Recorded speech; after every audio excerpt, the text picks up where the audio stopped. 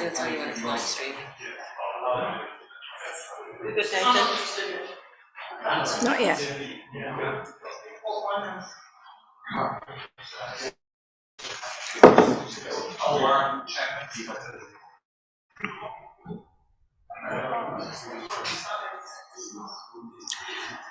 Good evening, members of the public and fellow colleagues and councillors. Can I welcome you all to the November full council meeting of Colne Town Council. It's in Colne Town Hall and it's been live streamed on the Town Council's YouTube channel. Our second item is apologies. We've had apologies from Councillor Cornish, but I think that's the only apologies we've had. Are we happy to accept Councillor Cornish's apologies? Yes, thank you. Item 3 is declaration of interest. Is there anything on the agenda that any member has to feel that they need to declare an interest in? No? Thank you. Item 4, minutes of the last meeting. Has anybody got any issues with the minutes of the last meeting before we approve them as a correct record? Chair. Yeah. Can I have that seconded, please? I'll second that. Councillor Lord seconds that. Yes. Thank you. And before we get to the public forum,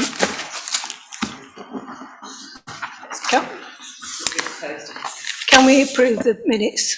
Can we all vote on that, please? Thank you. Approved. Can I invite Alan Neil, please, to speak to the members, please? Thank you. So which way I turn, I'm going to have me back to someone. Apologies. Through you, Chair, can I thank members who attended the training session early this evening for members of Colne Town Council. This is the 4th meeting that I've attended, and way back in September I received correspondence from some members of council expressing concern.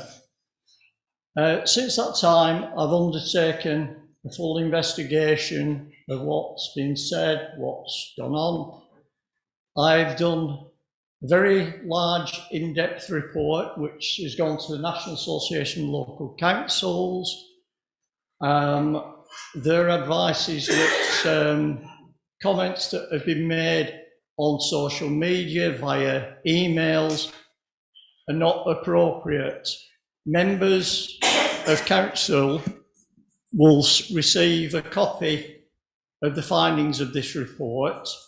What I would advise all members, and you've all got a copy of it, is that the 7 Nolan Principles of Standards in Public Life apply to the police, the fire service, NHS, elected members, whether they be town or parish councillors, borough councillors, county councillors, and members of parliament.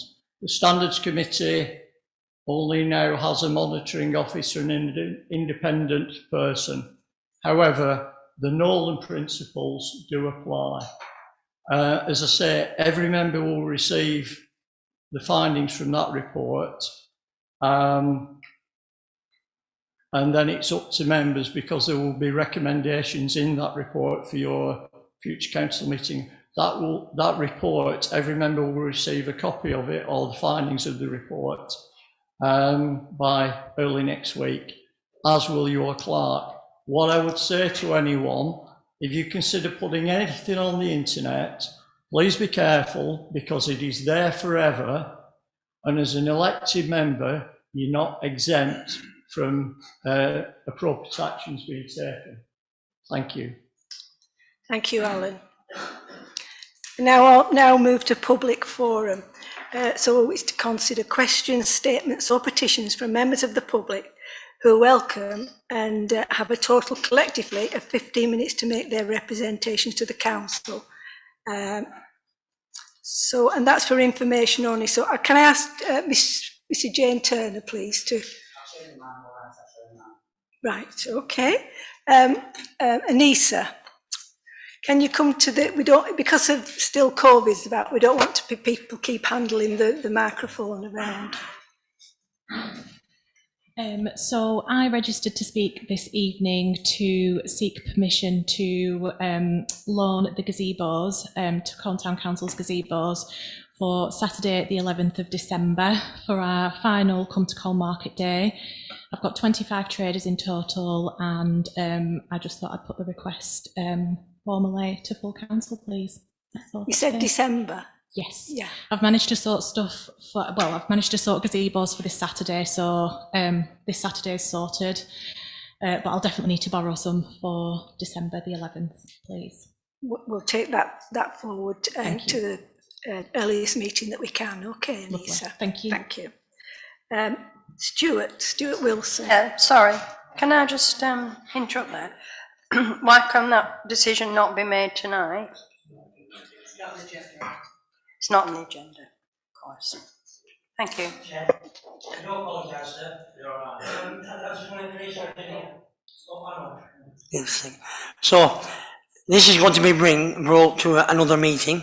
What meeting or when? Well, it'll be the first available meeting. Which is? Well, it'll be an appropriate meeting. It will be before the 20th of December, so you've got... No, it's the 11th, 11th of December. FES? Is that okay? No. And FES is on the...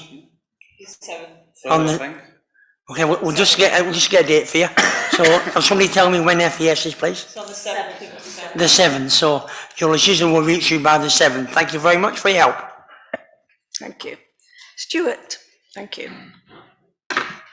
Evening, everybody. For those who don't know me, I'm Stuart Wilson. I'm the current chair of the Colne Business Improvement District. I've been for 3 or 4 years now. I'm just bringing attention a letter that was sent from the Colne bid. I think a majority in the room would have received it, regarding working together with the Colne Town Council in a more collaborative way, really. You know, we're in a fortunate position where we have a proactive town council that works for the people, and a very proactive Colne Business Improvement District that serves the town centre businesses. And it makes more sense for us to work together to do the best we can for the town, the businesses and the people that live here. And more effort should be made to provide solutions and get around any obstacles that prevent us moving forward together, really. And that's all I wanted to just say, just to point that out. Yeah, that's it. Thank you very much. Neil. Good evening. Is it Stuart? It is Stuart. Yes. How are you? My name's Neil. Pleased to meet you. So I've had a few complaints. I've already spoken. It just seems that the top end of the town don't get any benefits. There was one who's reluctant to join the bid, and you threatened court, so he paid in. But since then, and as we go through the blues and things, you'll see their frustration that they're not being advertised where other pubs are. They're not getting the benefits that they said you could have, and other people are. So they are quite distressed, is a good word. No, just it's a top end. It's the public houses up the top end. Not receiving help from the bid. It's not on the agenda, so we can't go into it too much because I was having a fit over there.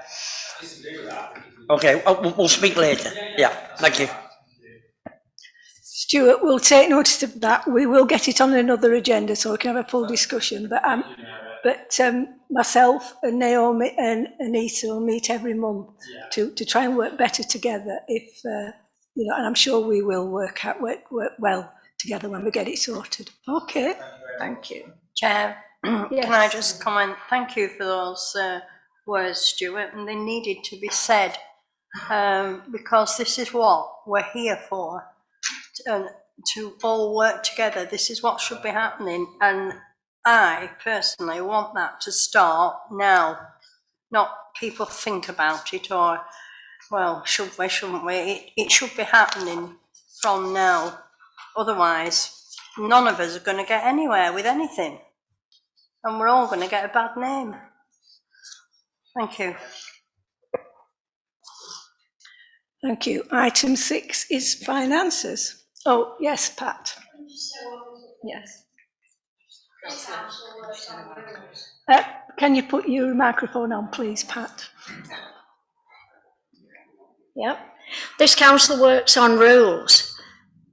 Do you have rules in bid? Yes. Yeah, but they're not the same rules as ours. Because I've read what you've written. No, well, but when we amalgamated, we've got to go by the same rules, haven't we? If you're prepared to do that, then that's fine.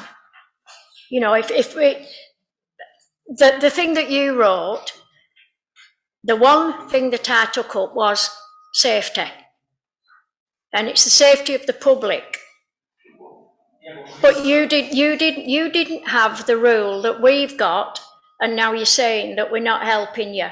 Well, we can't help you if you don't play by the rules. That's no. It's a rule we've got. We can't do it without you abiding by them. Stuart, can we speak one at once, please? It's all right. I've finished.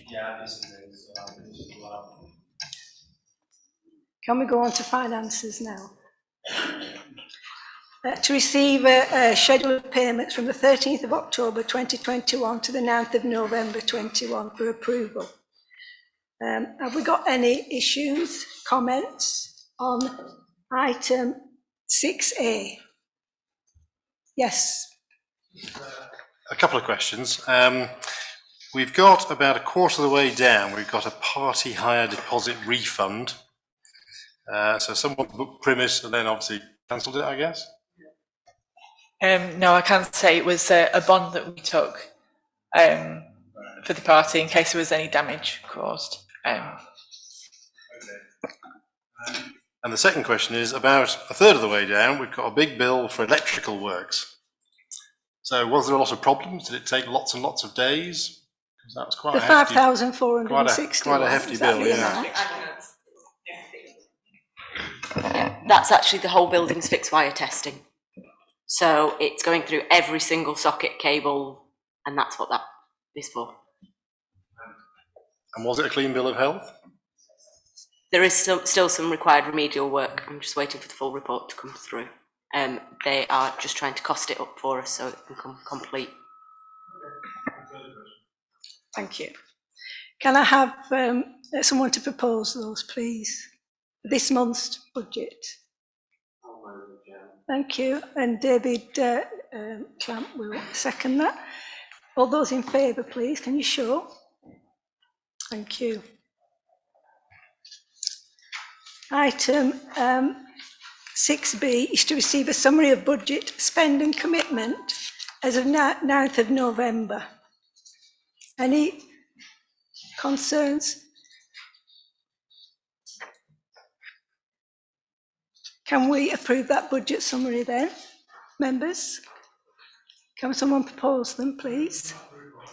Thank you, Mark. And Howard Thomas will second them. Yeah? All those in favour? Thank you. Item 7 is budget 2022-23. To consider the final implications for next year's budget arising out of a continuation of existing services, new outsourced contracts for grounds maintenance and Alkin Courts Park delivery, future staffing proposals and potential capital borrowing. Gina, can you address this item, please? Right, so this is actually the second draft of the budget.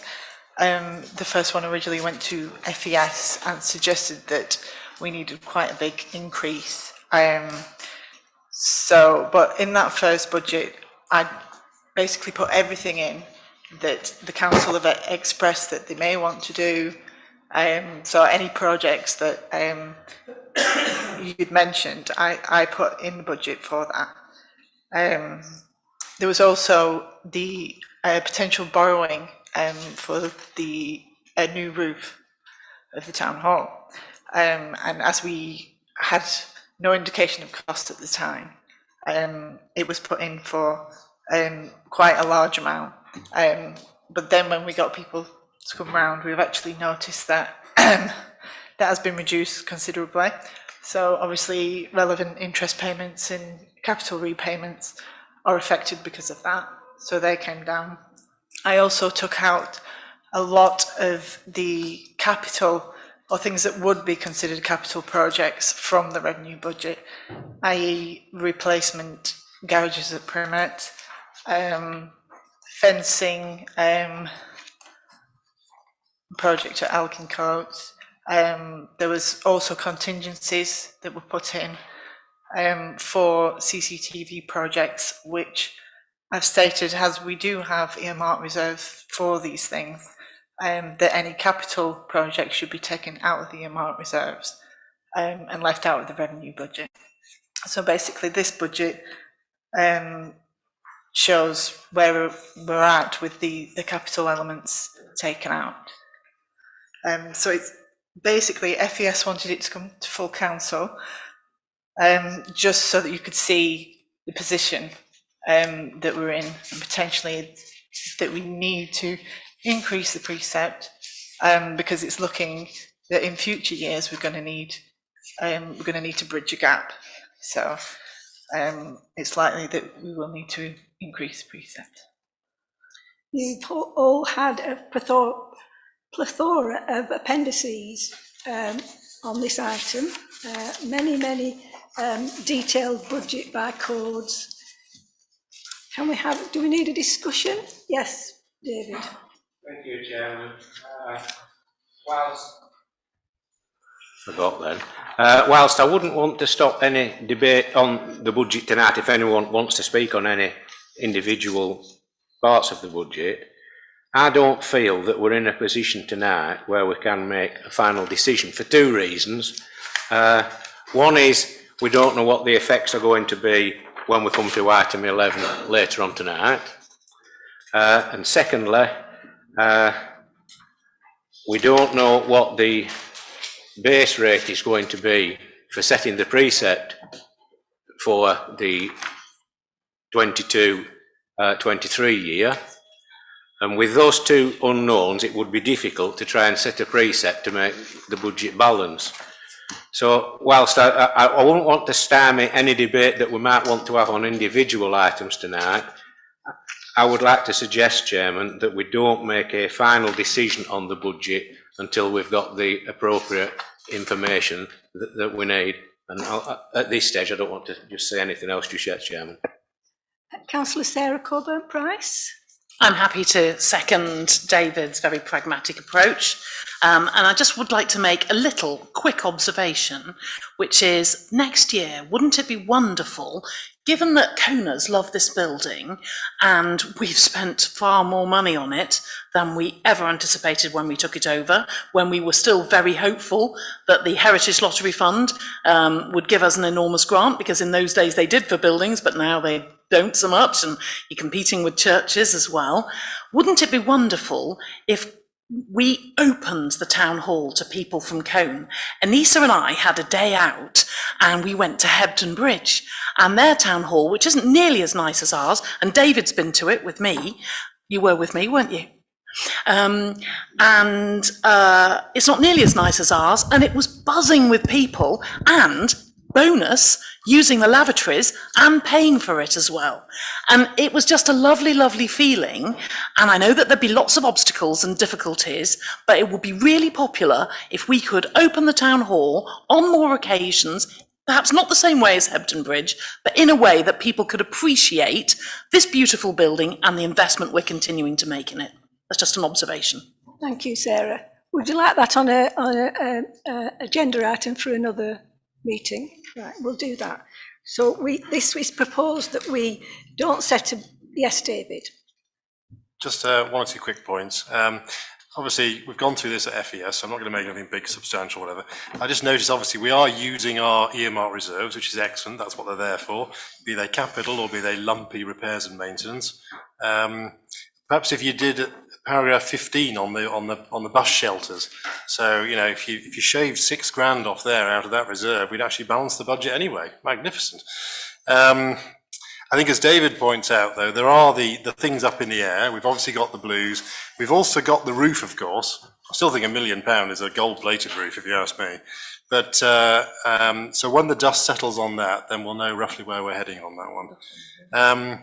We've also got the discussion about transfer of services and assets, which I think is touched on in Gina's paper. So again, that's another iteration there. You've got potentially the Mooney, the car parks, and some greenfield sites, etc. So all those need to be potentially factored into the mix. Yeah, that's all I want to say, really. Thank you. So we've had a proposal by David, seconded by Sarah. Are we all? You want to speak again, David? Chairman, can I just respond to part of Sarah's comment that she's just made about opening up the town hall and having the public in? I can remember many years ago when myself and John Kirk used to have several open days in this town hall. We used to allow the public in, and whether we get it away with it or not now with health and safety, I don't know. But we also used to, for the ones who felt fit enough to be able to do it, we used to organise trips up into Town Hall Clock as well. And I know it would be a major task getting that risk assessed, but you would be surprised at how many people came in here and wanted to go all the way up those stairs into the Town Hall Clock Tower and have a look at it, and how excited they were when they came back down. And it would be brilliant if we could do that again, but whether we could get it risk assessed is another story, and Naomi's shaking her head already. Thank you, Chairman. But can we let Naomi comment on that Just as a note, this building is actually hired out by various groups throughout the months, so it is being used by the public. It's also, anyone ever requests a viewing, we always show them round, and we are doing several weddings now that are taking place, just so you're aware. It is getting more use by the public. Which is a good thing. Yes, Councillor Butterworth. Just in the same vein, we once run across an idea about doing a museum in this building. Now, I know for a fact that I have several items that are absolutely amazing, that we could sort a little bit of a museum in the town. And there's lots of people here, Jeff Cranby, who has items that would really interest people, and we can get them into a museum. It's another money earning scheme. Thank you. Would you like it as a future agenda item? Okay, anyone else? Sarah? What Neil has just said sort of links together with what I said, and in fact the Pendle Heritage Centre, I'm chairman of the trustees there, has some temporary exhibitions that could circulate here, that would still be interesting here, and the next one is in January. It's about Wallace Hartley, bound to be a smash hit here, I would have thought. Naomi may remember that we did a little video of the town hall clock for health and safety reasons. Do you remember that? Paul Foxley and I did some Heritage Open days where literally we offered some people some curling sandwiches and 10 samosas, and we thought they'd be here for half an hour, and sort of 3-4 hours later we were trying to kick them out of the front door. Such was the interest in people. They don't always get the opportunity to come here for an event. It is strong within the town, I would say. Thank you, Sarah. We need to get these accounts passed. So can we have the proposal from David and seconded by you, Sarah? Yeah. Do you want to say something? Yeah, can I just add, I'd like to see, as it used to be years ago, a bit of tourist information centre where people can just bob in downstairs, where they can collect leaflets on the area, information on the area, because I don't think we have that now. Well, we'll bring all the youth of the town hall to a meeting, and we'll have a good discussion. That is one thing I'd like to see, and it's lacking in the town. Yeah, I'm sure Naomi's got a note of that. So can we vote on the budget, please? To defer it, please. Thank you. Next. Yeah, so it'll come back at the next month's meeting after it's been to FES for the recommendation on the amount of increase. Okay. Next item is planning. Application number, the first one is 21/0837/PNT. It's proposed telecoms mast to the north of the junction with Whitewalls Drive, Burnley Road, Colne. Anyone, any comments on this? No? No comment then? Chair, I think the regulation is that So that's a no comment. Okay.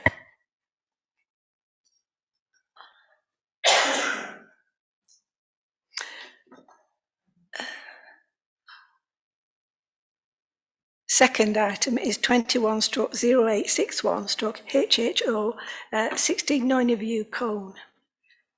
Retained garage extension, patio area, handrail and parking area to the front and gazebo to the rear. That's a retrospective. Has anybody any issues there? Yeah, not under the planning policy framework, not at all, but one is always disappointed to see retrospective. And in fact, it was the next door neighbours who called us to the house as the work was being done.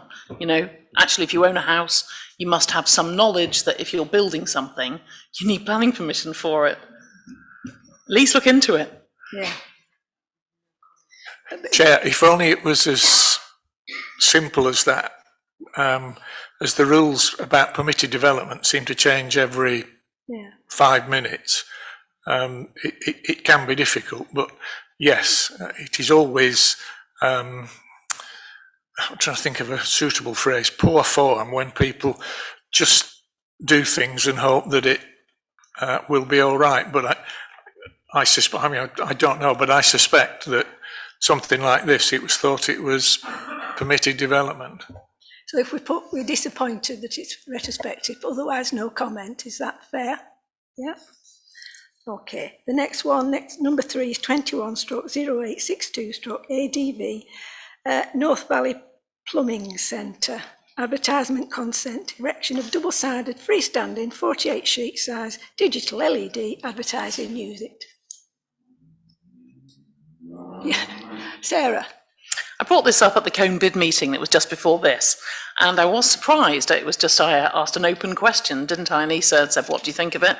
And they were all appalled. And in fact, the manager of Sainsbury's said he would be writing to complain about this. He feels it will be very distracting. It is a roundabout, you know, so these images change every few seconds.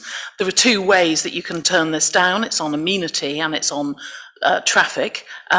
Looking at David, he well knows the strange disappointment of LCC. Just when you think that they are going to do something sensible, they don't, and sometimes they surprise you and they do.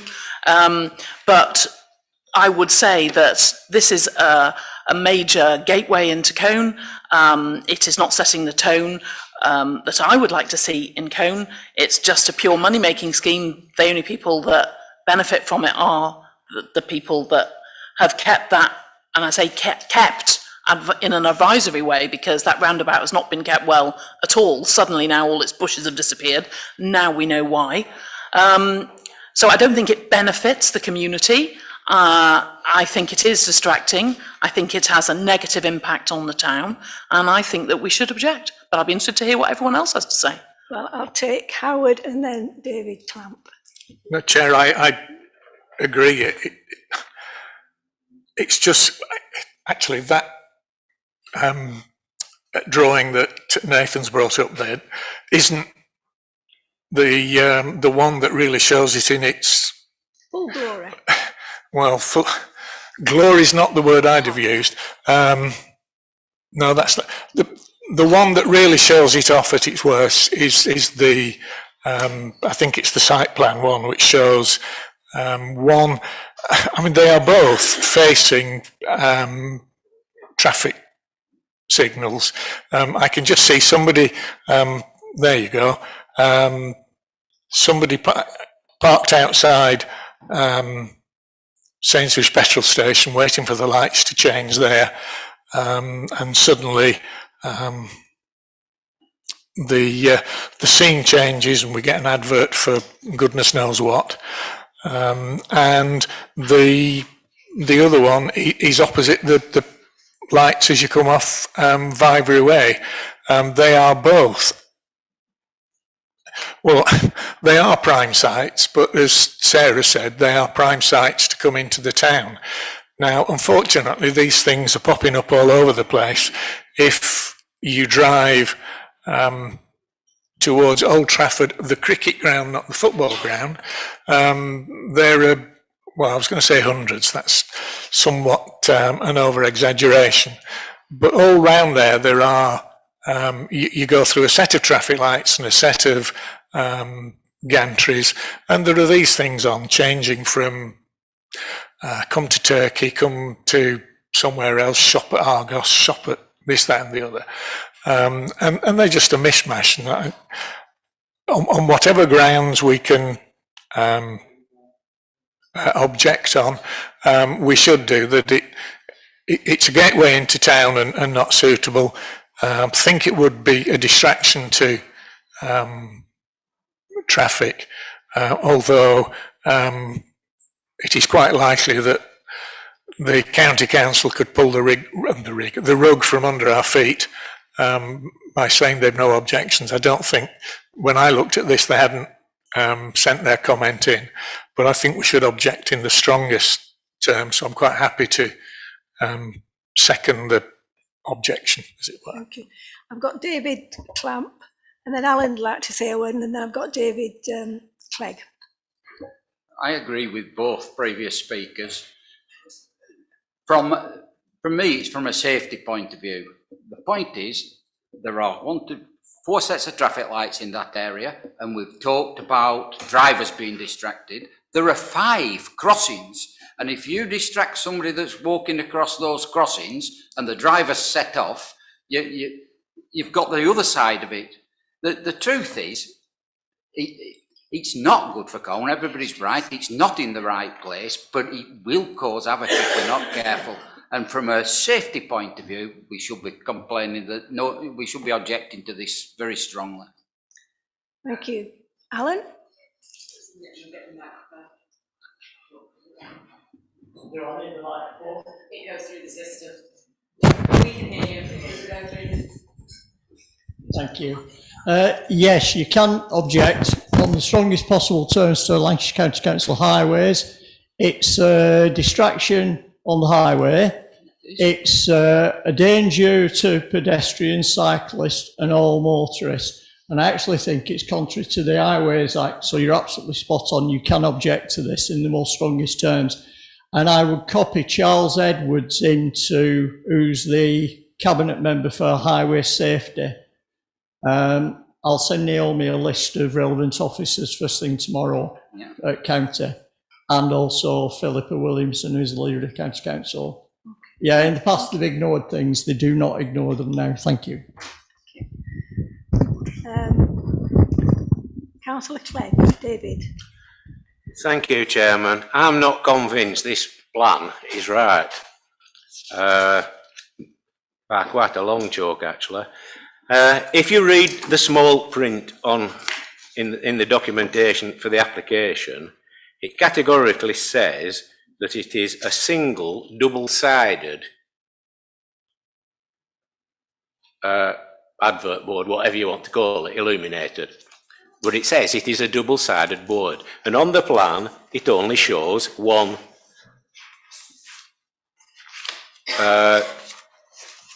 site where it is on that site, and it is shown as a double-sided one. Now, if you look at it where it is, the photo that shows looking off east, looking off Vivry Way is correct, and it would be full front onto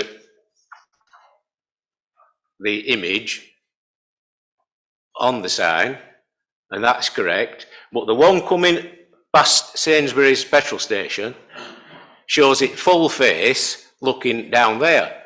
There's no way, if you look at that with wet pubbies, you won't be able to see it. So is it a double-sided one, or is it 2 separate ones? Because that plan does not show 2 separate ones. So I think the plan's far from being right anyway. But if you imagine where Sainsbury's is, and can you put the photos up, Nathan? If you look where pub is there,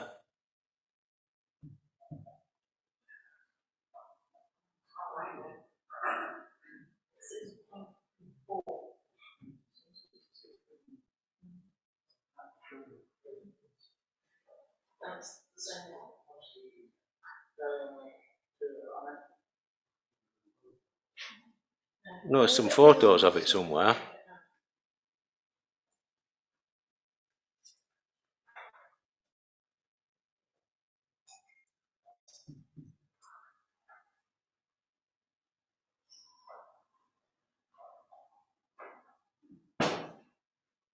But I still maintain it's wrong. You won't be able to see it because one side of it, if it's a double-sided, is facing pub. You won't be able to see it.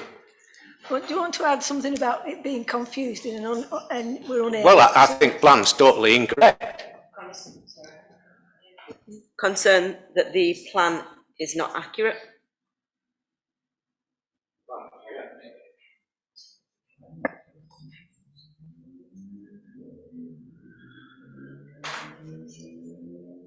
Does anyone else agree with you that it does look to be wrong?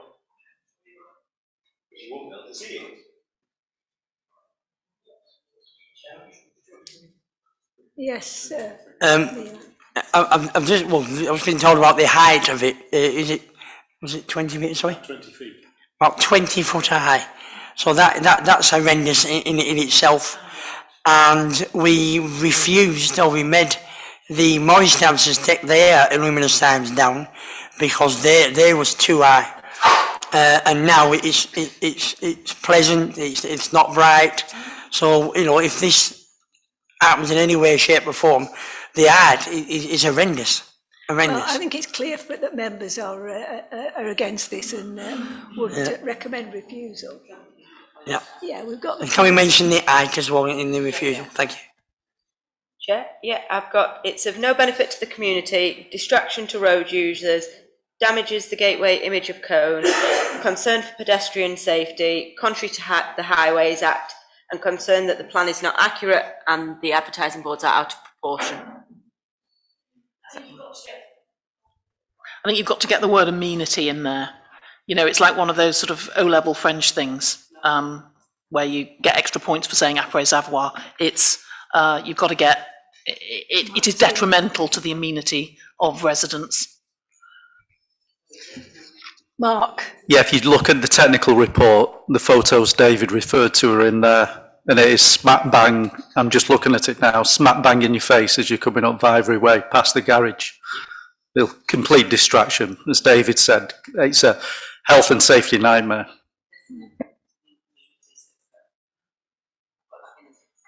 So detrimental to the amenities. Amenity of Cone. Yeah, right. I think that's clear. Now,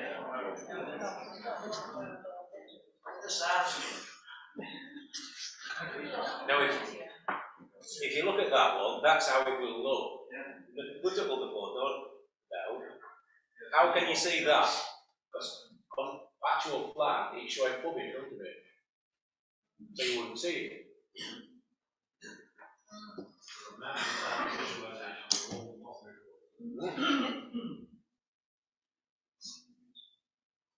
Okay.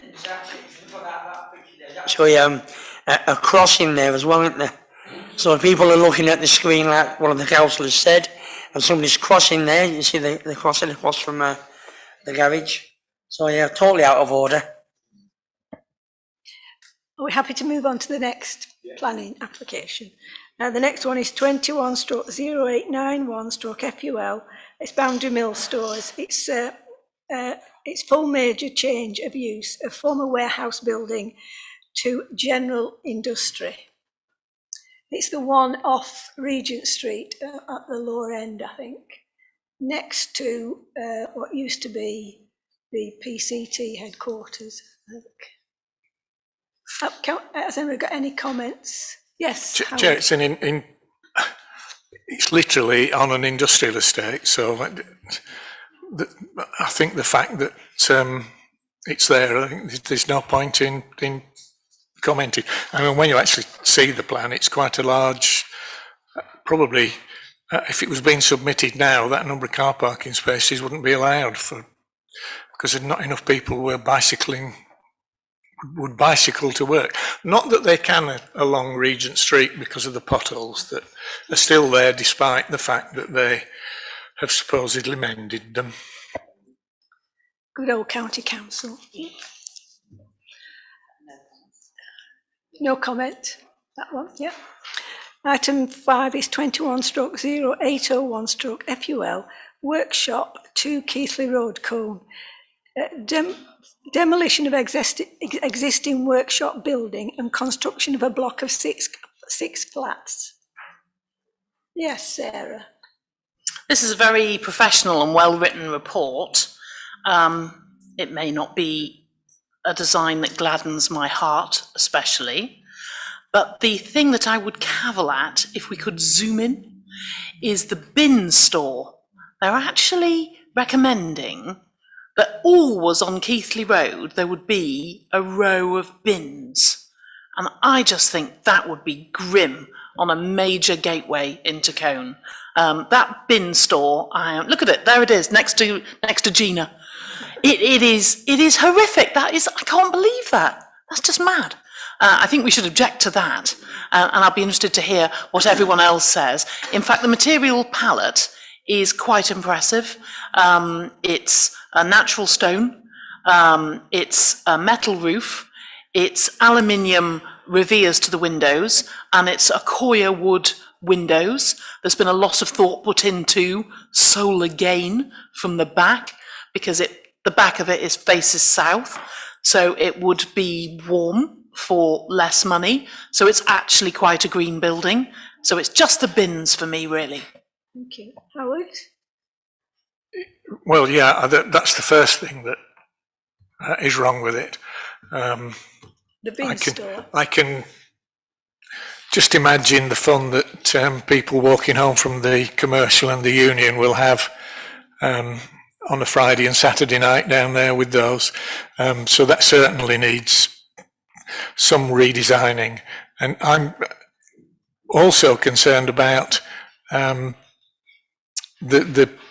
traffic, because at the moment the yard that's there that used to be the joinery many years ago, the junction is that seems to show it further away from the traffic lights than it actually is, because that where the bin store is probably an average of 1.5 car lengths from the traffic lights.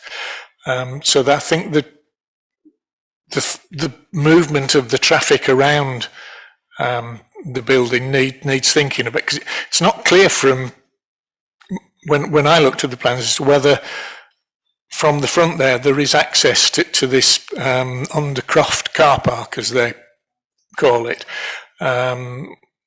With it's full of its electric charging points as well, which is good. But then its other access is onto the little side street that leads down to Peter Birtwistle Close, and the back of the existing row of houses there. So I think there are concerns about how the traffic from there is going to move around, because again the back street doesn't exist. It's not only unadopted, I don't think it's ever seen a set or a layer of tarmac in its life, and it's just sort of a muddy track. Yeah. So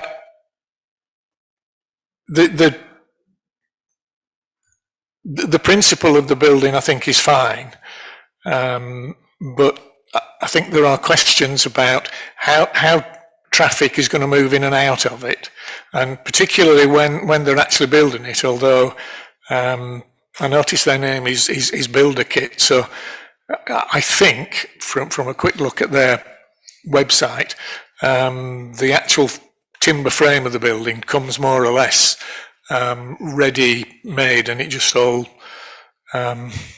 slots together, and presumably a bit of PVA and a couple of screws, and it will be nice and sturdy. But I have serious questions, because I think this, from memory, I think they're showing 6 car parking spaces I think it did 1.5. No, it must be more than that. It was 1.5 car parking spaces per flat, so that's 9 spaces, which I just think is a problem. So I think we ought to raise that it needs a good serious look. I mean, the county in their wisdom will say they've no problems with So it. we've But got an objection to the bin stores at the front. and bin the- stores at the front and and the concerns car about traffic parking. movement. Car parking needs querying, doesn't it, about where it is? and what's it gonna be. Yes, Sarah? I think that we absolutely can't query the car parking, the existence of it. There are 9 spaces, which is many more than would be needed in this location, as it's a town centre location. And I think surely if we're minded to, we could ask the Borough Council to condition the surfacing of that side street behind the Tower Bar. You know, it's big enough, we would perhaps have to condition a surface. I don't know whether anybody else thinks that. Chair, the side street doesn't go around the Tower Bar. It comes back towards Peter. Yeah, I've seen you down there. And it would be, I think it would have to be the county council or the highways authority that would get a 1/6, whatever it is, or we might not be 1/6. So there is a section, something in the Highways Act, by which they get the money to do streets up. But I think we've got to remember as well, and putting a hat on with a slight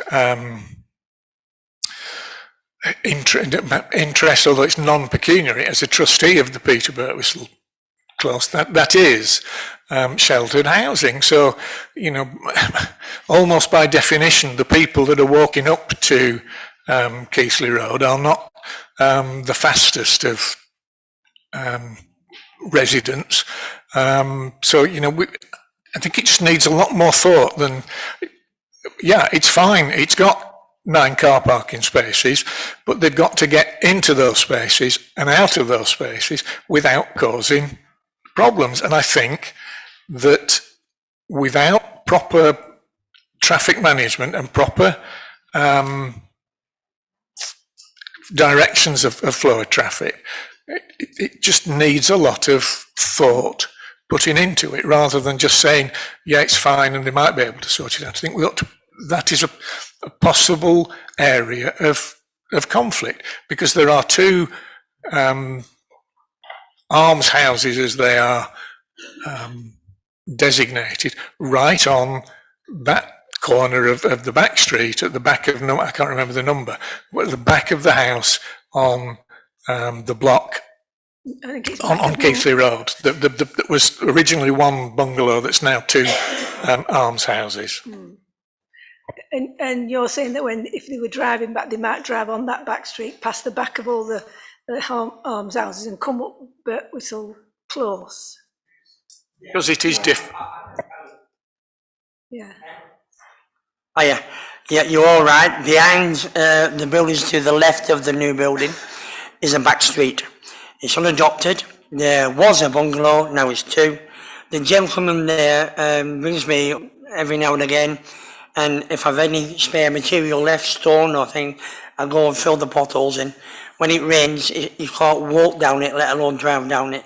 So if that's going to be allowed, then we must condition that road be resurfaced. Because it is the guy that lives in the bungalow has a 4x4, and he's happy because nobody cuts corners if he were a rat run. But it's not fit for purpose, and it needs sorting if that building is going ahead. Thank you. Yes. 2 very quick points. You can request a section 106 agreement on the planning application, or some authorities are offering CIL, which is Community Infrastructure Levy. Yeah, so you can request a section 106 to be placed on the planning application, which means that the developer covers the cost of any remedial works, or in some cases it's a CIL levy, which is a Community Infrastructure Levy. So those can be done through the planning department. Thank you. Thank you. So there is concerns about the entrance and exit of cars on that, yeah, around that back street. Have you got? Yeah, good. Yes. Can I just make a quick comment about it? I agree with Sarah about the bins. I think it's totally inappropriate for them to be there. If anywhere, they should be at the other side of the wall, not on the outside. But just one other point I wanted to make, Chairman, and I know it's only a planning application and we can really only speak to the planning application, but I'm going to possibly bend the rules slightly and make an additional comment in that I'm surprised that Pendle Council haven't approached this developer and suggested to him flogging off their building, which is an eyesore and has been for years, and built 9 flats instead of 6. And I'll say no more. Sarah? It's curious that you should mention that, David, because the next P&R meeting has this as a tender. And when I saw this tea time, I thought, oh, hello. So I don't know whether Zebras is potentially the people who are doing this development are potentially going to increase it all the way up. I don't know. I mean, obviously they'd have to win the tender at P&R. But obviously something is going to happen to Zebras, and we don't know what. Thank you. We've got the 2 items. The last one is number 6, 21/0716/HHO. It's 27 Keithley Road, Cole. Chair, we did this in. We did. It was last September. time, I don't know why it's come back really. And I've got the page out of the minutes from. Well, October. I will say what it is for the people who are watching online. It's a full demolition of detached garage and erection of garage stroke store. But I don't think we had any objections last time at all. Chair, it's, well, there you are. There's the only difference is that it just fills in where that little the pitched roof is in the middle. At the moment is just a wall, but there is a building to the house side of that and the garage to the bottom side. So it literally fills in that. Well, don't know the scale, but if you go along all the gable ends along there, they are all very similar to that. The one on Portland Street on the eastern side is very similar. That has a, well, presumably it was a stables or something at the time.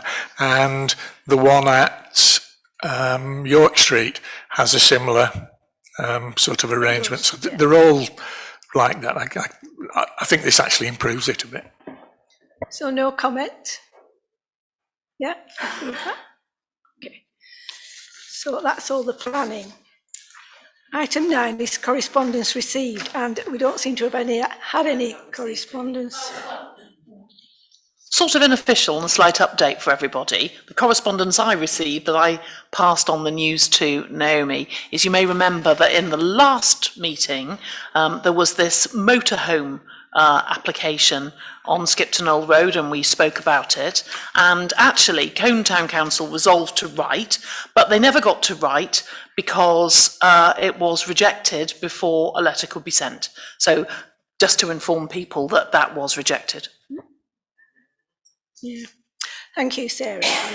Item 10 is items for a future month's agenda. We've got some already, haven't we? Anything else anybody wants to put on a future agenda? No? Okay.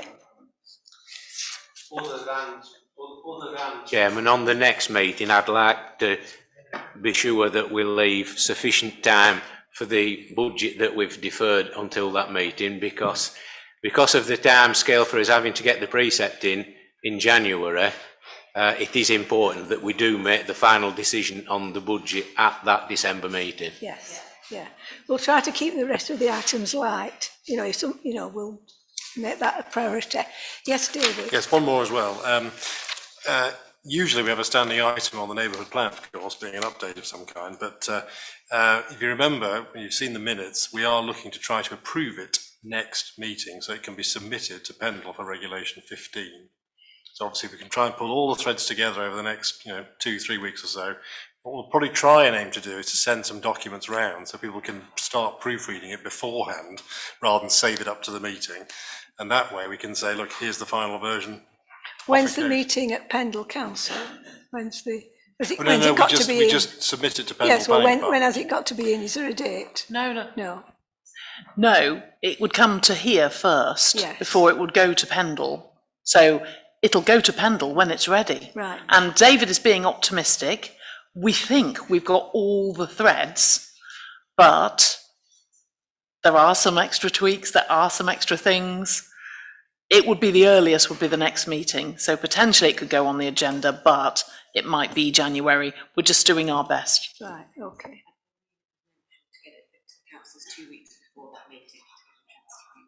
Yes, so whichever meeting it goes to, if the councillors can have them 2 weeks before, because if there's a lot of papers to read and go through, they'll need that time to be able to think about it and have a coherent view by the time they come back to the meeting. One thing, of course, that we could do is we've got documents that are fully signed off now, haven't we, Gina? That are finished. And so what we could do is send them in dribs and drabs to everybody, all the finished ones, and they can get ahead. Because in fact, when you said it's a massive document, set aside a day. How would members like to receive this great screed of papers? All at once, drip feed? What's the view? Do they link into each other? Not really. They're like it's like a book comprised of short stories. So, for example, we've got the long-range views analysis. That's a thing on its own. We've got the list of non-designated heritage assets. Thing on its own. We've got the green spaces descriptions. Thing on its own. And this is all our supporting evidence base. And I do really want scrutiny to check everything, to look at all the maps, to check everything. Gina this week has sent out the documents about the design code, and I've been through it 3 times. You've been through it, Michael Wellock has been through it, and everybody, looking at Brian, everybody found something else. Some people found the same thing, but I really want everybody to pull together to do this document because it's the biggest piece of work this council has ever done. I think the best thing to do is to send all the supporting evidence so that people are ready with the supporting evidence, and the final thing would be the actual plan, and it's almost like built up to you'll be informed by the time you get to the final thing. Well, and we've all to take ownership of this, haven't we? We can't say, we'll let somebody else look at it or something. We need to all do our bit, as it were, to read this, even if we're reluctant. And this means, in fact, that if we don't succeed to get it ready for December, but we could supply the evidence base in December, then at least we've got a head there. Do you know what I mean? And it's not just some massive obstacle. It might be the way to go. We've got a meeting on Thursday, and Gina could start sharing documents after that. It doesn't need to go on another agenda. It's just, it's a standing item, but we'll be getting this stuff drip fed to us. Yes, David, yes, all right. Item 11 is the Great British Rhythm and Blues Festival. To receive a report from the Finance, Employment and Services Committee on options for Great British Rhythm and Blues Festival 2022. Decision required tonight. Who's going to start off? Yes, David. This has been discussed many times, and I'm sure everybody's read the report. So I'm just going to start ball rolling. Oh, excuse me, David. Can you put your... I'm moving a motion on behalf of this group, and then obviously the other discussion can come after that. I'd like to move the motion. Item 1, Cong Town Council enter into an agreement with Pete Barton to provide artists at his risk for the Municipal Hall, including the Lesser Muni, Hippodrome Theatre and Little Theatre. The agreement to be based on the Town Council receiving 10% of the total ticket sales. Item 2, Colne Blues Society be invited to provide the Fringe programme for the 2022 Blues Festival. Item 3, negotiations continue with the Combe Blue Society with a view to them programming the whole festival in 2023 onwards, subject to the Combe Blue Society becoming a fully constituted organisation. And item 4, the Town Clerk to write to Pendleborough Council to ask that they offer support to the festival by covering the cost of any extra street cleaning required during the festival, and identify Pendle Leisure Trust for any loss they may occur. And I'll move that. We have a seconder for that? I'll second that. Do you want to open up discussion on this?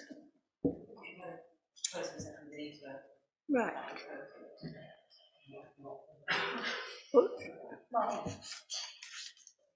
Mark and David. Yeah, thanks. Having read through everything, I think if you went with that motion, it's a band-aid, it's a plaster for 12 months, because this time next year, we'll all be arguing again, discussing about money, who's going to pay for what. And if I were the Combe Blues Society, why should I want to negotiate for what may happen in 12 months?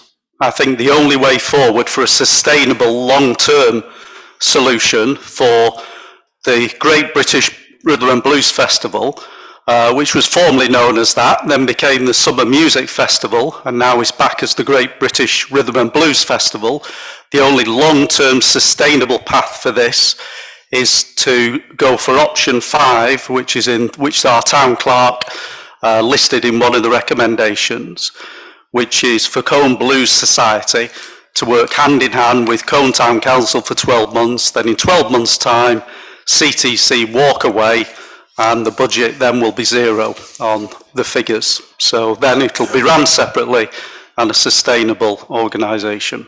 Thank you. So are you proposing an amendment to that? Yeah, my amendment is to go with option 5 in Naomi's report to the Town Council. Right. David. Thank you, Mary.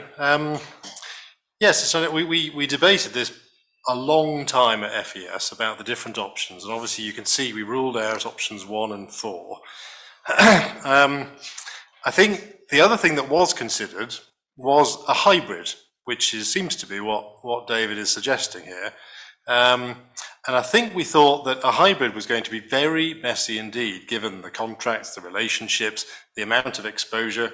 The aim is, of course, for the Blues Society to be able to learn and understand what happens with the main festival, and then also for them to look after all the pubs, roadhouses, etc. on their own, probably working with the hospice as well for sponsorship, income generation, etc. And that would then allow them to get some money in the bank, and then they could then hit the ground running in 2023. And I think, as I understood it, they were happy to work with Paddy as part of the booking arrangements for that option. The concern, of course, is that they don't hit the ground running if if Pete Barton has got his contacts and he runs with those, and he might not hand them over, he might change the state of the festival as well. Because don't forget, of course, his proposal is for a sort of different genres of music here and there. He does still make his boast about £90,000 worth of ticket sales, which I still think is way, way over the top. But then again, I think some of the estimates for the other ones are way under as well, given we were hitting the sort of 50, 55,000 mark. So to put in tickets of 30, 35,000 are a bit low. I think as well, the other thing would be, this was the opportunity for the Blues Society to capitalise on all the goodwill and the energy that they've built up and their followers have built up as well. And I know they've been having discussions with various sponsors. I'm sure we've had them at the Town Council as well in the past. But if they've got some new sponsors and they can bring them in, a portfolio of them, build on the hospice, etc. as well, then there's an opportunity there for them to be able to make the festival a good fist of it this year, so it reduces the exposure and spend of the council.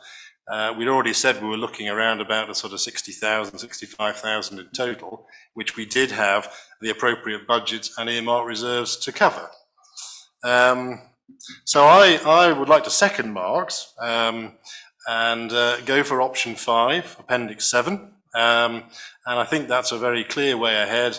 It keeps the relationship simple. It allows the Blue Society to build things up and also really feeds off the goodwill of the town.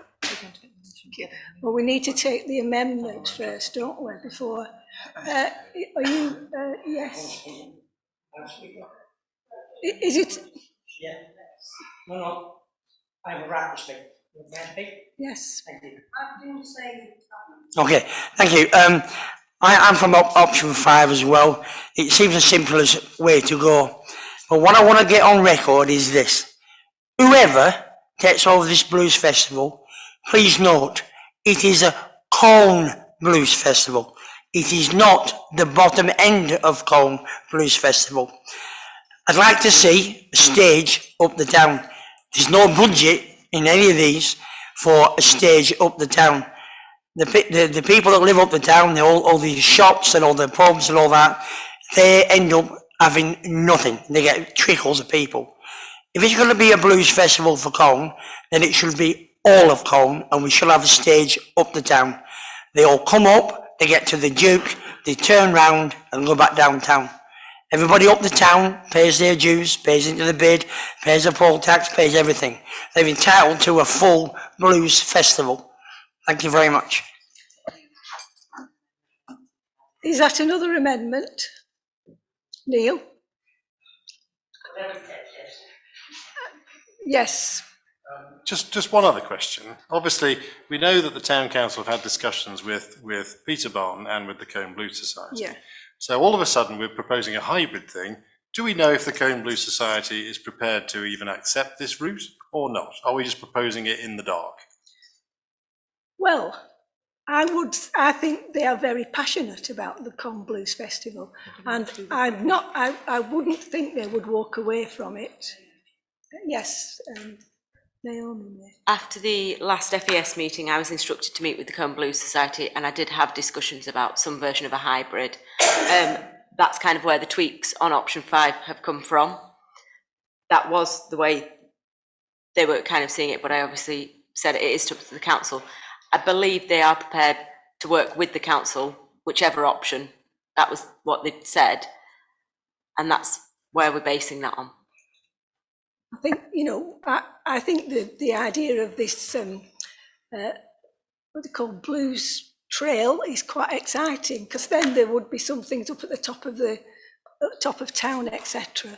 But that obviously needs developing and more thought about it. But so we must take the amendment first, which is. Have we got a seconder for an outdoor stage to be added in? Right. Thank you. So we'll take that one first. So what's the? So I believe it's to add to whichever option. Whichever option. That an outdoor stage be added in. That obviously isn't within any of the budgets. Chair, I think it's got to. Yes, it could be put in because there'd be logistics like. Well, I know there's electricity on the market car park, or there's, but whether it's sufficient and so on. So I think investigate if the mover would accept that, just in case the power supply doesn't work or something. That we investigate. Yes, I don't want to talk too much about it because I want this amendment to go through. But we've had many stages there. We're having one next Saturday. We can, before you interrupt me, we can put the stage in during the day, certain time, move it away. I have the stage ready to go. It's free of charge, so it's a no-brainer. So we can have it in and removed daily. So thank you. Yes, Jonathan. Thank you, Chair. Could Councillor Clamp please just remind me of what this hybrid motion is? Because there's quite a lot said in your motion, and quite a lot has been discussed. I just want reminding, please, before we go to the vote, if that's okay. Yeah, that's fine. Yeah. You want me to read it all out again, or you just want me to? No, just the 2 and 3. The item 1 is the Downtown Council entering into the agreement with Parliament and he does the Hippodrome, the uni, the Leather Uni, and the other theatre. Item 2 is that the Tom Blues Society is invited to provide the Fringe programme for the 2022. Can you put your microphone on for the people on YouTube, please, David? Sorry. I know it's difficult. My God, you must all be deafer than my wife, because she complains a shout. Negotiations continue with the Blue Society with a view to them programming the whole of the festival, and subject to the Colne Blue Society becoming a fully constituted organisation, and that we write to Pendlebury Council to ask if they will offer support for the festival to cover the bins and everything. Right, sorry, just to go back one sentence. Yeah. Was it with a view to the Colne Blue Society taking it on in 23? Therefore. Yeah. Right. So it's a mixture of various different things. Right. Okay. Right. So we've got the amendment that will investigate whether there can be a stage up the town and bring it back. There's no need to investigate because we do it all the time. We're doing it next week. There's 3,000 people coming if it don't rain. So we no need to investigate because we have to come back to it on the meeting. But there's no budget in any of these options for an upstage stage, and there will have to be road closures and things. So, yes, Mark. Sorry, Mary, I thought Neil's motion was to have a stage up there, not to investigate it. And that's what we should be voting on, isn't it? Not investigating it. Neil's motion was to have a stage there, whichever option's chosen. Just one point of clarification from what Jonathan said and David Clamp, then basically what's been proposed as the original motion is a mixture of what our town clerk put together as option 2, option 3 and option 5 then. So it's a mixture of all of them, is that correct? Yes or no? Yeah. Yes or no? Howard? Yeah. Can I No, just say... it's not a mixture of all of them.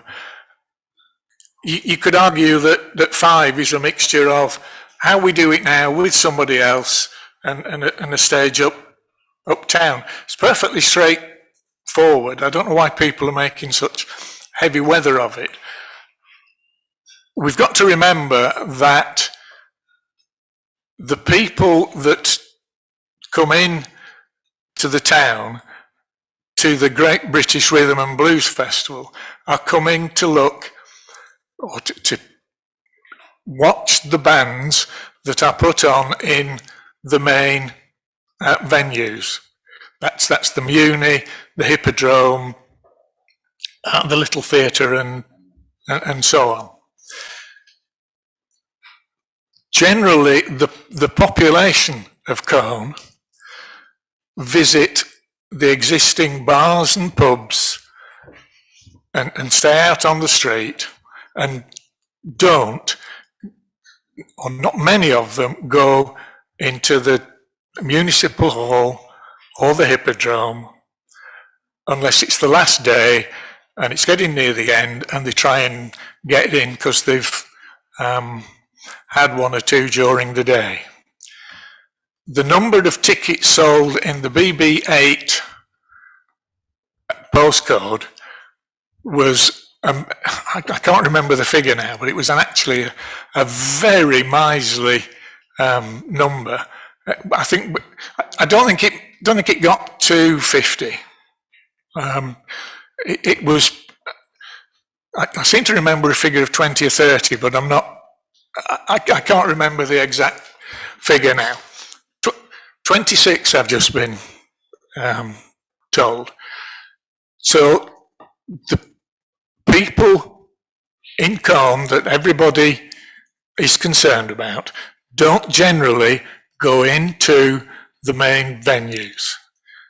So what if we're going to get extra people into the town, we need acts that will entice people to come in and spend their money in cafes, in the shoe shop that always used to have a sale at Blues time, and I know several French people that went home with several more shoes than they could ever wear when they've attended the festival in the past.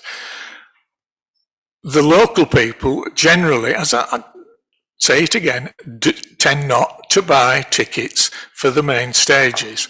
And if we want to get people from outside into the town, that's what we need to do. We need headline acts that will attract them in. And I think this motion that's been moved is a way of getting them into the town from different parts of the country. And I don't see that it is that difficult to understand. And, you know, I think people are making barriers where perhaps barriers are not there.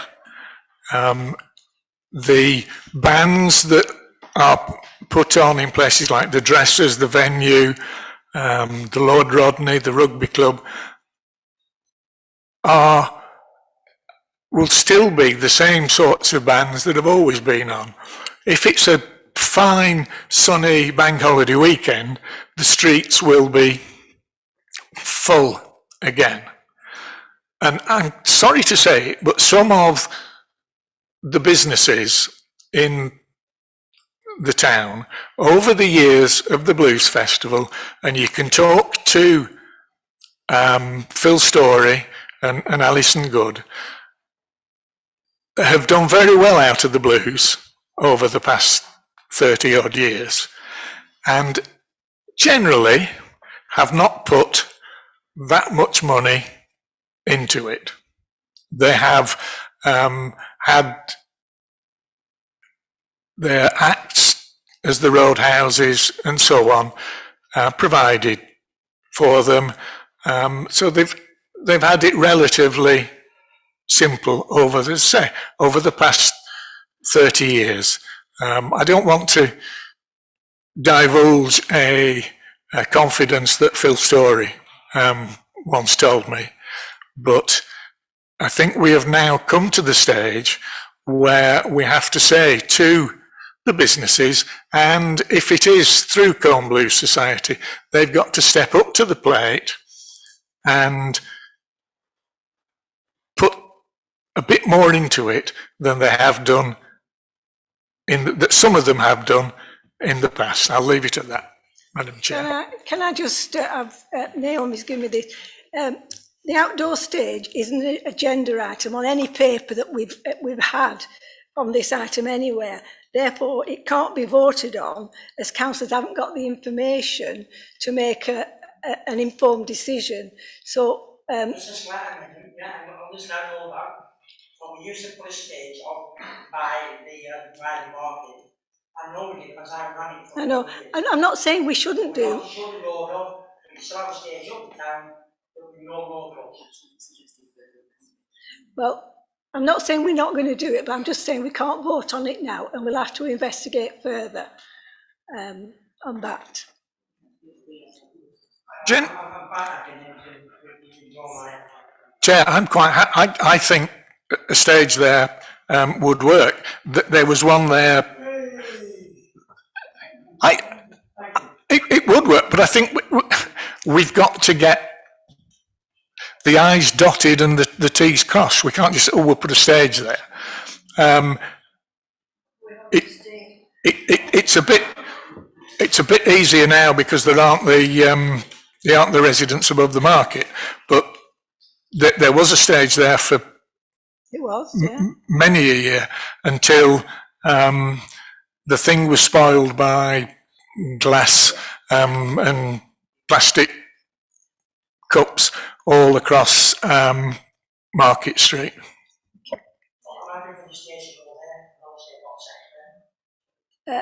Yes, Liz. Oh. What? Sarah? So far be it from me to be accused of making heavy weather of anything, but while Howard was speaking, I was trying to think of an analogy that we could all buy into of what the Blues Festival is to Cone. And it struck me what it is a baby. It's like a baby. It's a 30-something-year-old baby, but it's beloved by the people of Cone like a baby would be. And I think the problem with the hybrid option that's being put forward by the Liberal Democrats is that it's akin to a baby that's being born to somebody that doesn't have a supportive family. So the people that want to support the baby, the wider family, the aunties, the uncles, the grandparents, the family friends, they're being kept out of it, and they're just being allowed to see the baby on a high day and holiday, like a Sunday afternoon. And that, I see Mary, perhaps my analogy is not working, I see Mary looking confused, but what I mean is the Blues Society people, they need to learn how to look after the baby. They need to bath it, they need to feed it, they need to nurture it, and they can't do it on their own. They need help to care for the baby. And the people who know about caring for the baby are Naomi and Gina and Eugene and us, because we volunteer at the Blues and we can help them. But if they're just pushed to the periphery of a Sunday afternoon visit, they only get to see the baby when it's all dressed up. They don't get to change its nappy or feed it or care for it.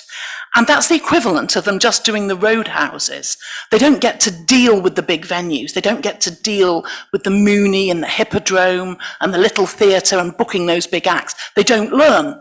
So it would be awful if in 2023, suddenly somebody said, here's the baby, sort yourselves out.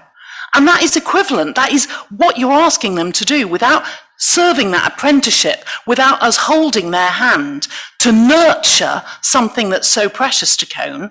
Without us doing that, they're just having it dumped on them.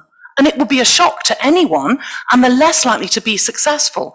I think that we would benefit from allowing them to serve that apprenticeship, to shadow, to be part of the bigger festival, and not just be pushed to the margins.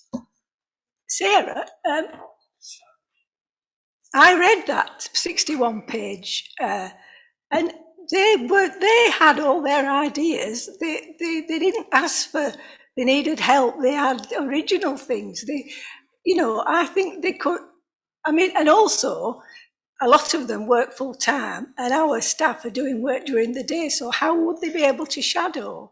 It would be quite difficult as well, even if that was the case. Anyway, yes, Pat.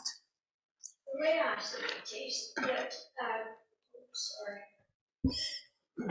the way I see it is that Peter Barton is already proven to be able to do what he does. The Blues, I can't remember what they're called. Anyway, the lads, Blues Society. they don't know what they're doing. They've never done it before. They've no idea really. They know what they're thinking, but the way I see it is, if they're doing the periphery, surely sometime during those 4 days, as it's been said, we're going to have 4 days, they will learn something off the guy running the main venues.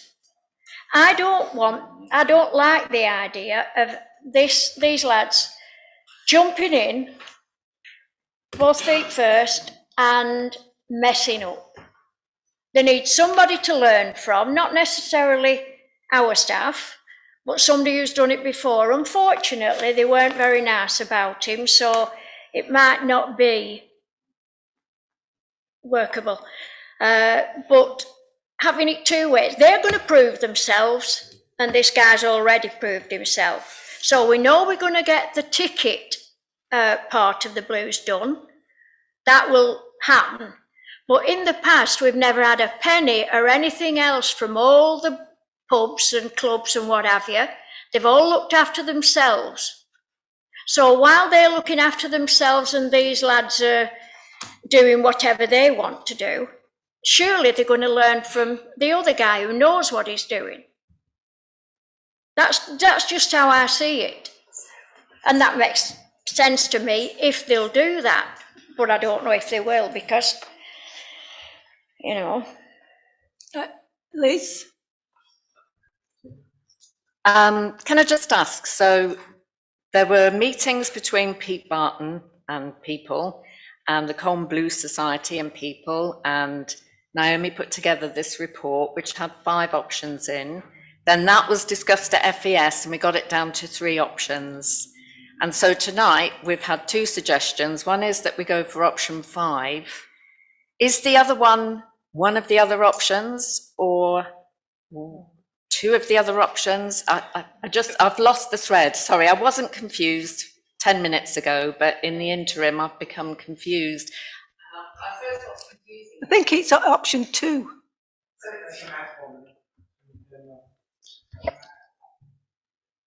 So it's either option 2 or option 5. Well, What's confused, Mary, what's confused everybody is that when the motion was put forward, it was classed as option 1, option 2 and option 3. Oh, no, that was part yeah, on our report, that was that. Can I just suggest we take a vote, because I think it's obvious what's already been decided the other side of the room, please. Well, we need to vote on the amendment. But I mean, at a full council meeting, a councillor can put any they can change the proposals. So we've got the amendment of option 5. So I have my hand up, and I just wanted to say to Pat, not for the first time, I find myself agreeing with you in that we do want them to learn, and I just feel that if their learning is just on the job in the 4 days of the bank holiday, it's not going to be enough. They need to be involved all the way through if it's to be a sustainable festival. So that was my failed analogy that confused Mary. That was what I was trying to say. They need to be sort of nurtured.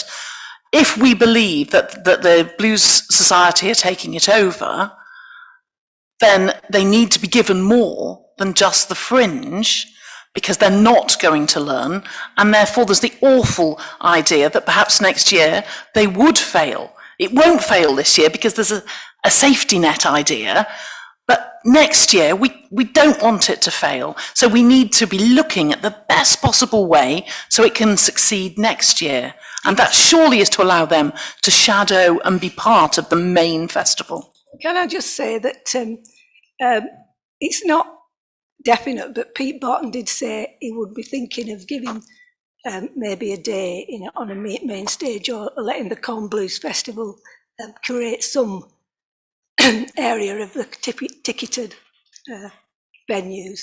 But it would have to be a discussion between Colne Blues Festival and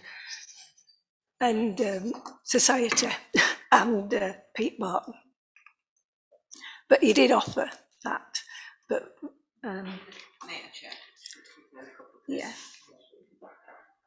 If I may, Council, just to confirm that the budgets set and provided in all 3 options are actually only for a 3-day festival, and that the Little Theatre has not been included in any of these budgets. So if you are looking to add that in, that would be an addition that is not currently provided within the documents I have presented to Council. Very quick point on the pubs. It's been mentioned a couple of times that the pubs do very well out of the Blues, which is probably not, it's true. But by the same token, Councillor Howarth, a lot of these excellent pubs in our excellent historic town are reliant on the Blues Festival for their trade throughout the year. So we need to stop sort of like attacking the pubs, every sort of opportunity. It's well known that they do well at the Blues, but it's that keeps them going through the year. And I think we should just stop it there. Right. So can we vote on the amendment? Yeah. Can we just, my head, you're doing my head in. We sat here in September and you said we could not vote on the Blues again unless we change it. And I asked for a deferral for the public. You said no, you kicked it out. Weeks later on, rolled down the municipal hall. It was what I wanted in the first place. And then you said we have to change it. So I then changed it. I changed it from a 3-day event to a 4-day event so we could vote on it. And now it's back to a 3-day event. Doing my head in. Sorry. Well, it was never voted on that it would be a 4-day event. Right. You've got a proposal from Councillor Shaw, which was seconded by Councillor Coburn Price. You need to vote on the amendment and see whether that's. Right.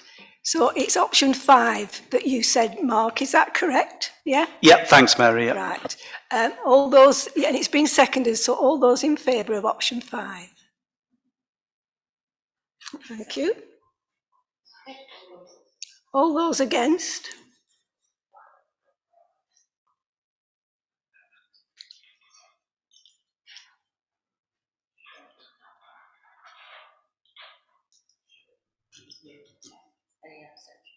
Any abstentions? I don't think you voted, did you, Pat? So it's back to the original proposal by Councillor Clamp.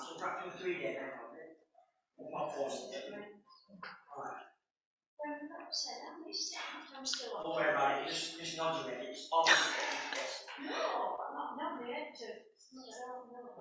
Well, according to the town clerk, it was never voted on as a 4-day event. It said it had to change. It couldn't be as it was before. The roadhouses are going.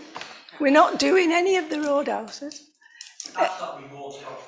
What I'm worried about now is, all this has come about, and you said you wanted to change it because we can't vote on it. So the reason I had another day is so it changed it, so we can vote on the blues. That's why we're here. That's why it's all confusing. So if you've gone back to a 3-day event as it was before in September, then you said it wouldn't.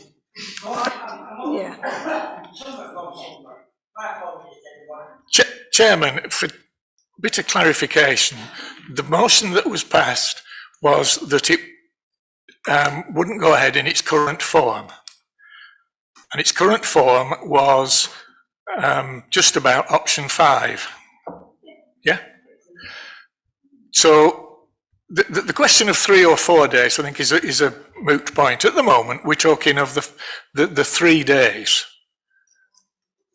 That's what all the figures are done on at the minute. So that is what we are voting on. Is that, do you want to add anything? Oh, thank you. Thank you. What I will say is the clerk has prepared a report for discussion and debate by members.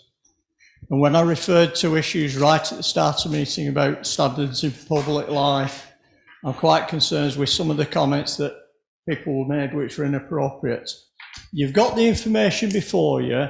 It's up to members to vote upon that information. The clerk's informed you that 3 or 4 days event. I was at that meeting. It wasn't voted upon. Can you ask why it wasn't voted? What was our vote?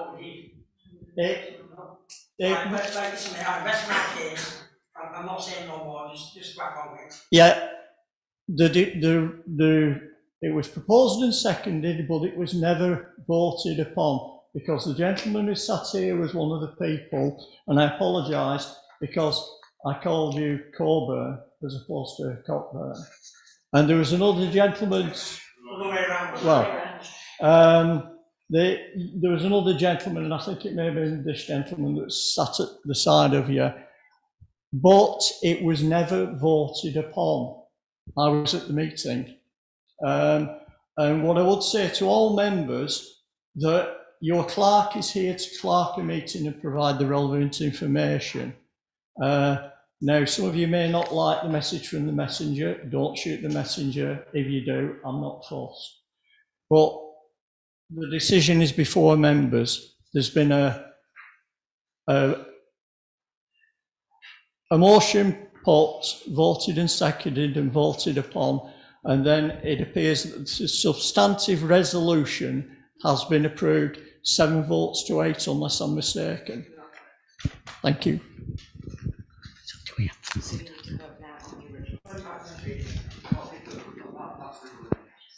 Can we vote on the proposal that Councillor Clamp put forward and was seconded? Yes? Oh, you're voting. All those in favour?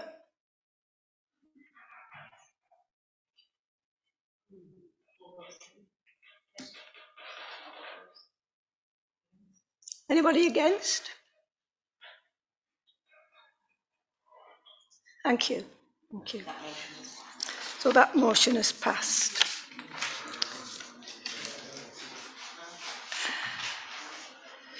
So that option 2. Date and time of next meeting. The next full council meeting is scheduled for Tuesday the 21st of December, and we have lots of readings before then for the neighbourhood plan.